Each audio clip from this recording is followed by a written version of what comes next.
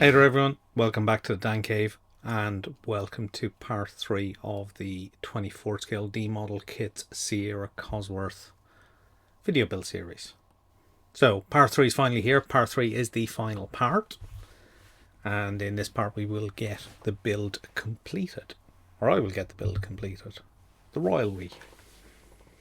As I suppose as a bit of a recap, part 1 covered paint, decal, clear coat. Part 2 covered the chassis and running gear, the interior, and got us got me quite far along the build process. So part 3 is a little bit shorter, but it's going to cover, well, cleaning up the body shell, so cleaning up flattened back and polishing the clear coat that went down on it. All the external bits, because there is quite a lot of external bits to go on this kit. Sorting out the clear parts, so headlight lenses, rear clusters, that kind of stuff, and then final assembly, final photos, and final thoughts from myself on this kit. So part 3 is exactly what I just said it was. So let's head on over to the bench and let's see how part 3 goes. However, before I do that, a quick appeal. So if you're new here, you're not a subscriber, please subscribe. If you like the video, of course, don't forget to give it a like, and feel free to leave a comment as well. So definitely this time, let's head on over to the bench, and let's see how I get on in part 3. I'll be back at the end. So as I said in the intro, part 3 is a little bit shorter than the other 2 parts, but there is still a huge amount of bits to do on this kit. There's a lot of external parts. Things like wiper blades, the exhaust, radiator for under the front. There's a kind of mounting grill and protection grill for it. There's grills on parts of the exterior. There's the sump guard as well. So all these parts need to be removed from the sprue and cleaned up, and of course sent off for priming. So a variety of parts primed in white, and then quite a few primed in black. So UMP primer, it's my go-to primer. So all of those have been shot through with the UMP Apex airbrush at about 30 psi, and that seems to lay down absolutely perfectly. So another key part to get prepped as well for final assembly is the clear parts. So all of these mount pretty much from the outside. I think the windscreen maybe has to come from the inside, but certainly the side windows and rear screen all mount from the outside. There's a mask set included. Now, these are not full sheets of masks.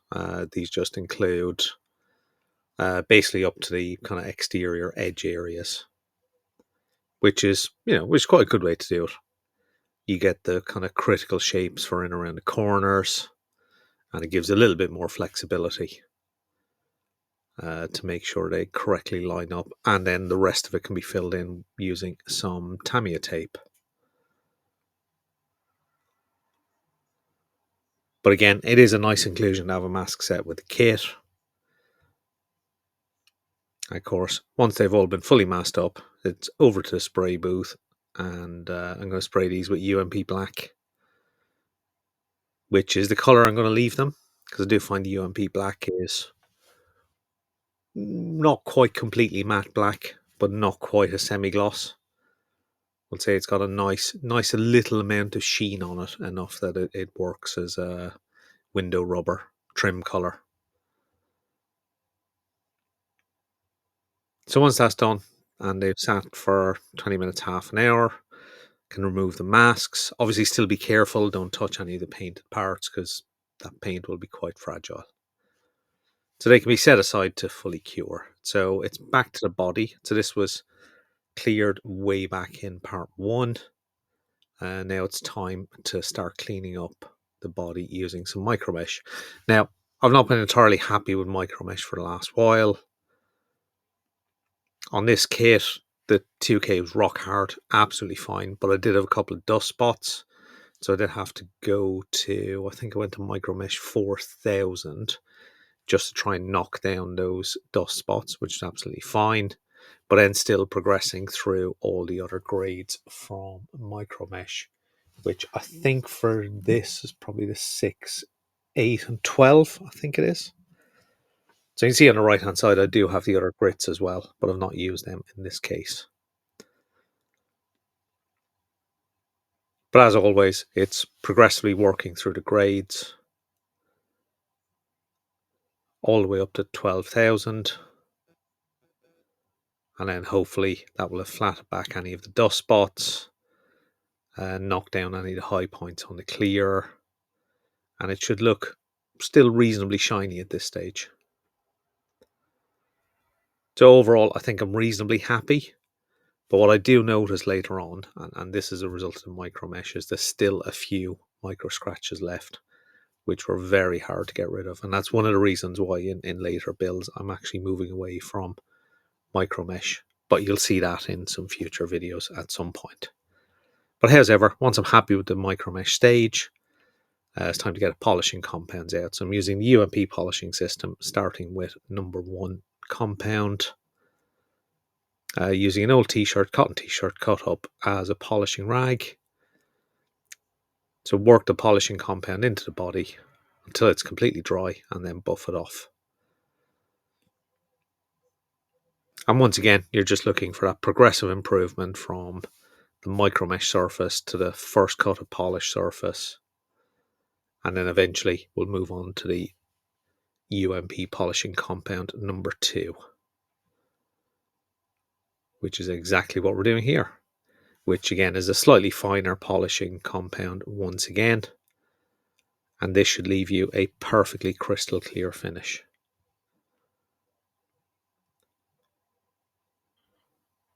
So as with the other compound, it's a case of working it into the body, letting it haze over, dry off, and then buff it off. And with all these steps, don't forget to wash the kit down in between steps to remove any of the sanded material, any of the polishing compounds, because that material will affect the subsequent polishing step. But however, I'm happy with how it's come out.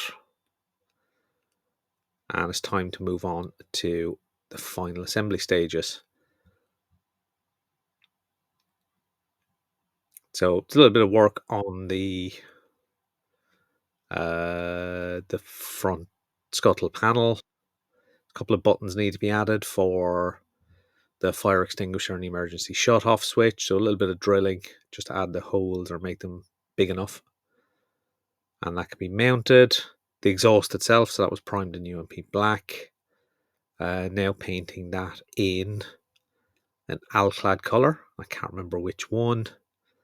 I would think it's probably alclad steel. So that can be set aside. There's a couple of other parts to fit on the body. So there's the trim pieces over the rear window. So they get popped in place. So they've been painted in UMP black. I start working on the lights as well. So there's inserts for the indicator repeaters on the front. The recess for the headlights, so they're going to be painted with some Revell Aqua silver paint. The inner spots have a decal to go over the lens, so you don't need to worry about painting them. And then it's using some glue and glaze PVA glue to attach those parts. There's also a grille to be mounted to the front, so that will hold the Ford logo. And then, of course, there's some bonnet pins to be placed on the bonnet. There's also some for the rear as well. So just a little drop of PVA glue, and that locks them in place. And as you can see, there's that Ford decal going on the front grille. So a bit of careful positioning. So rear light clusters. So behind the clusters needs to be painted silver. So that's an easy enough job with some Revell Aqua silver paint. Just a nice careful bit of work. Take your time. And again, because it's acrylic paint, if you do make any mistakes, it's easy to remove it from the 2K surface.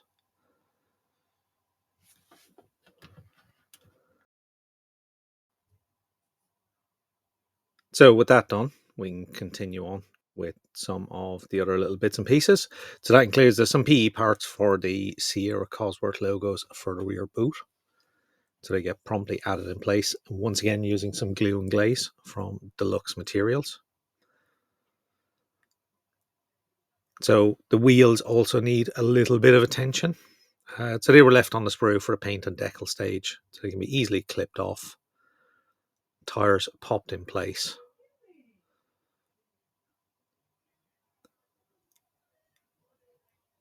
Just like so. And then there's the wheel covers for the front. So these are essentially, I believe they're just a brake cooling cover. And presumably they also help prevent ingress of dirt and dust into the brakes as well. So once they're attached, again using some glue and glaze, can then pop the wheels onto the hubs as already assembled from part 2. So the poly caps are a little bit tight, so just be a little bit careful not to put too much force on any of the components that were glued earlier. You don't want to break anything at this stage. And as you can see, the body has actually been popped on the chassis at this stage as well.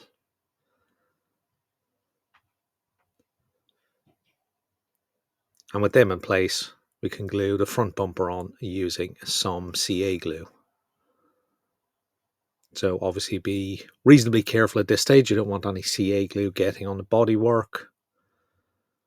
And then we can repeat the same for the rear bumper as well.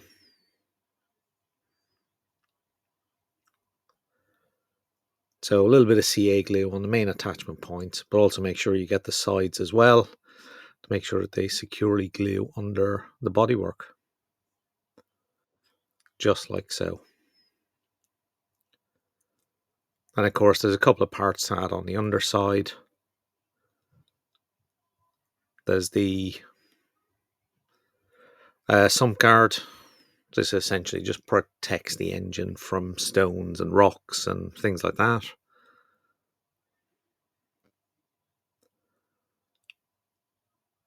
And then I can finally get round to adding the side windows as well. So they're popped in place using some glue and glaze. So the fit on these is absolutely spot on. Sometimes with the windows, particularly after 2K, the fit can be a little bit tight. Sometimes you do need to just dry fit and maybe just trim back some of the material.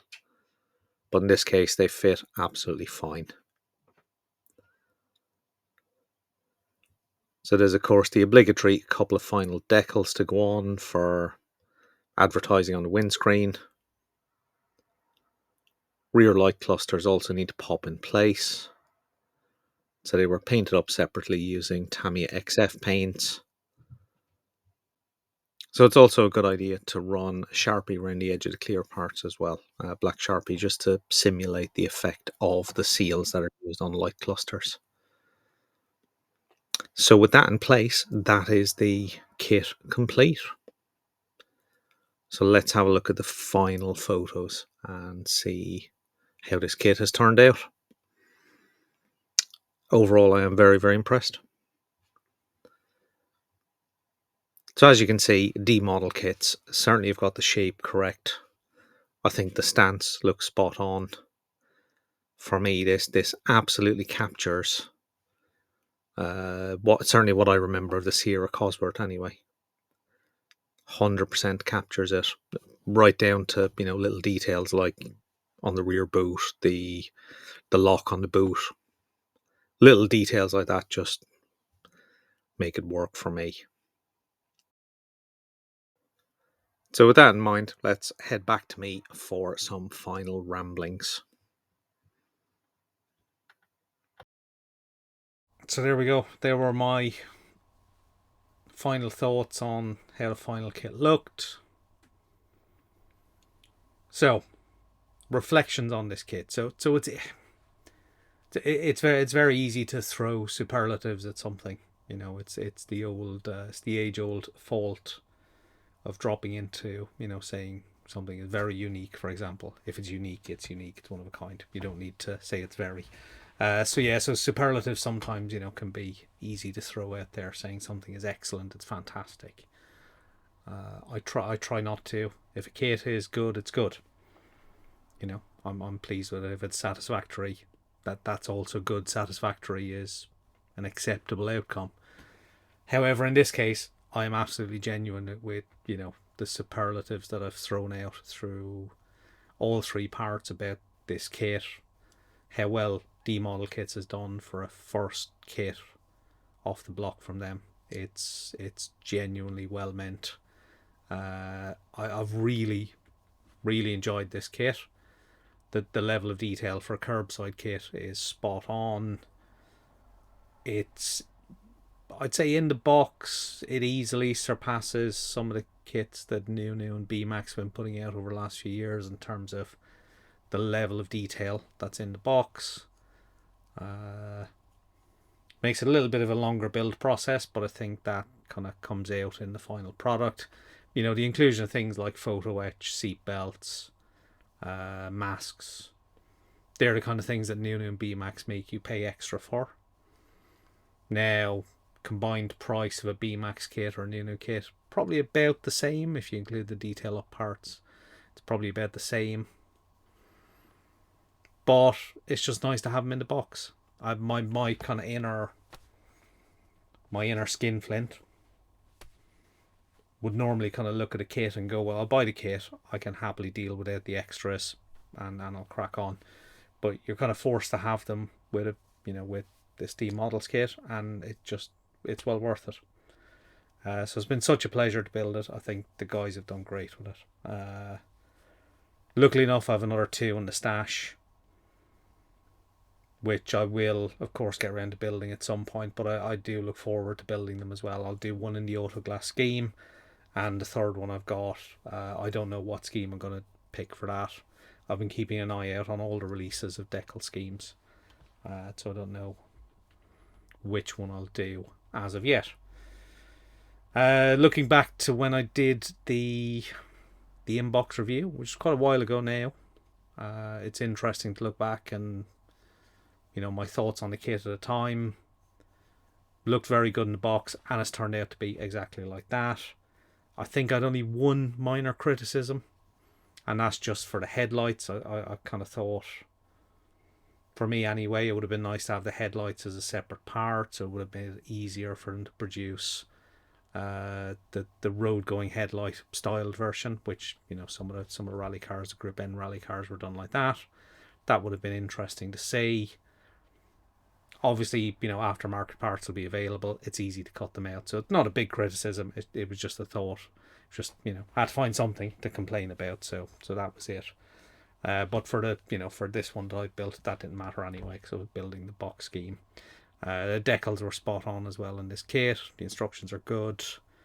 Yeah, very, very pleased with it. I think the fire scale paints were okay. They worked well for me. Clear coat from Pro Scale was absolutely spot on. One thing I think in the clear coat that I have identified is probably, that's more on my techniques as well. I think I've been using micro mesh for years. I think I'm increasingly being frustrated with micro mesh not quite getting rid of all the kind of sanding marks. It's making it more difficult on the polishing process, and I'm not quite getting the shine I want necessarily. Don't get me wrong, it's absolutely spot on, but there's the odd minor scratch mark which I can often see after using micro mesh. For me, that's been resolved since, because I started using God Hand sanding sponges, and I find them a lot better. So, but yeah, so let's finish it there. Fantastic kit. If you've not got one, go and get one. Build it. You will enjoy it. Final thoughts from me: if you're not a subscriber, please subscribe. If you like the video, please give a like, and feel free to leave a comment. And I'm going to thank everyone for watching and sticking with me through this build series. So that's 3 parts done, and we're build complete. Thank you all for watching, and I'll see you all very, very soon. So it's bye bye for now.